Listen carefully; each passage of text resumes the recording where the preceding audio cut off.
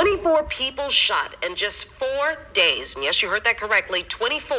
And that is just in the city of New Orleans. 7 people total dead, and 4 of those deaths were in Algiers over the weekend.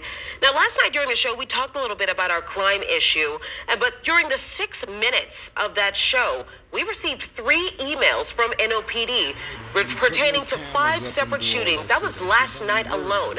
Those 5 shootings injured 6 people and killed 1 person. And those shootings were all over the city, from Holly Grove to Central City to near Suno's campus.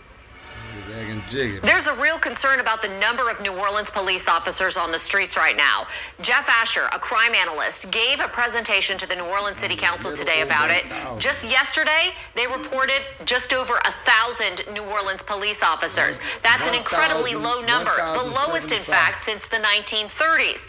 Asher says it's 4% less than just the beginning of the year and 11% less than December of 2020.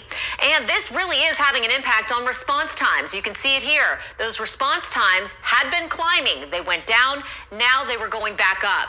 Huge impact there. First quarter of the year, the average for calls for service was 128 minutes.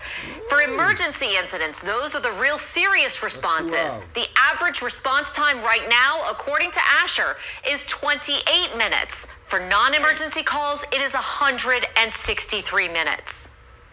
And Katie, crime in New Orleans was part of the conversation during a town hall meeting in Algiers tonight. That area saw a huge spike in deadly shootings over the weekend, as I just mentioned.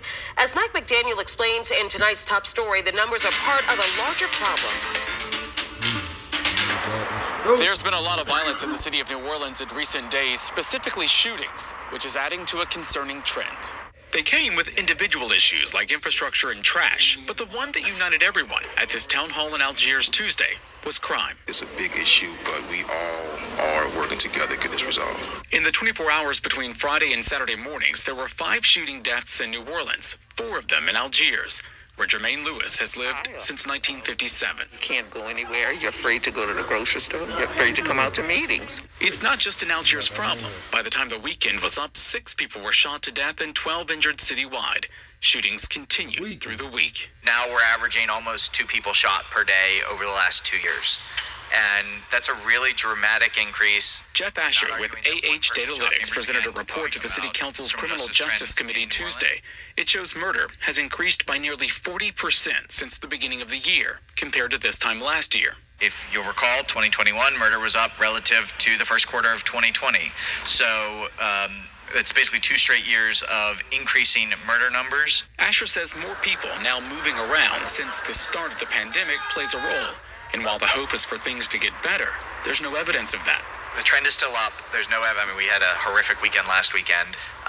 We've had yesterday, I think, was bad. The day before was bad. I mean, when you're averaging 2 shootings a day, it's bad pretty much every day. These folks in Algiers are tired of bad days. That's just not acceptable.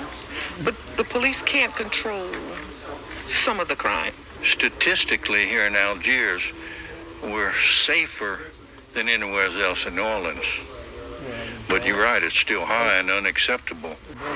This meeting is part of a series from Councilman Freddie King, who says he's personally working at the ground level with things like job fairs and outreach to try and curb crime overall.